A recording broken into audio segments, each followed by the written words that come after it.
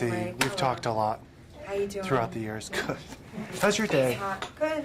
So far, We're so speeding already, you said? Wow, God, they're gonna just get me in and out of here. I think we have a meeting, so. Now, one of the, I bet you've been asked this a lot, old Hollywood, 40s Hollywood versus today, contemporary. Is it interesting for you to look back at that time, being in the same industry? Well, I always like to watch, I've always, it's fun to have different kinds of film references and stuff like that, and I have been a fan of the noir genre. I like those Maltese Falcon and Third Man, and some of those films are a little too cops and robbers for me. I like some of the more the mellow-dramatic kind of Betty Davis type movies, but it's fun to revisit that, and I've read a lot of about that period in Hollywood, which I always find to be fascinating, as it's so different today.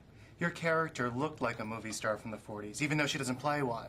Was that intentional, or is that something that I just picked out of or observed myself? I don't know. Well, the character is, James in the book makes reference to, her chest of cashmere sweaters and stuff like that. So, we know the character is very glamorous, and of course, she has got to maintain this appearance of everything just being absolutely perfect, so you just don't know exactly what's wrong, but you get the sense that there's something there, So we wanted to make everything just perfect as could be, with the apron and the perfect hairstyle and all of those things.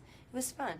Looking also, too, what struck me was, here's this beautiful young woman wanting to break into the business. Now, for you, who you not only broke in, when you look at that, do you think, wow, it's amazing how difficult it is to break into the business, even then, anytime? Yeah, it is absolutely a 1 in a million shot.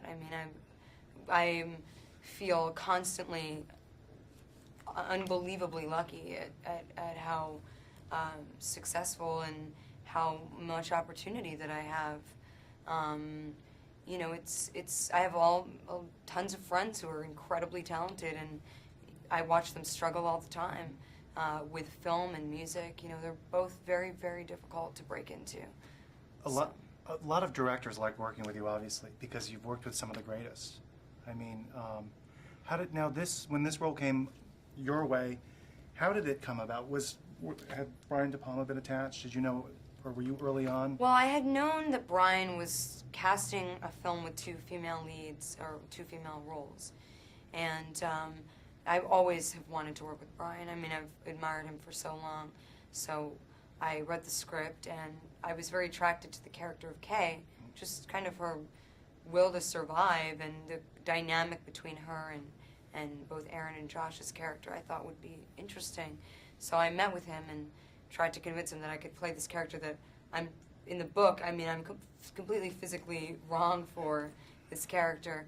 And, I was really lucky that he could kind of see past me not being a 6-foot-tall redhead with athletic build or whatever, and could just Against type, rather. Like Hillary was against type, too, I think, and it was amazing. Yeah, she's so great in it. I think it's one of her best performances, really.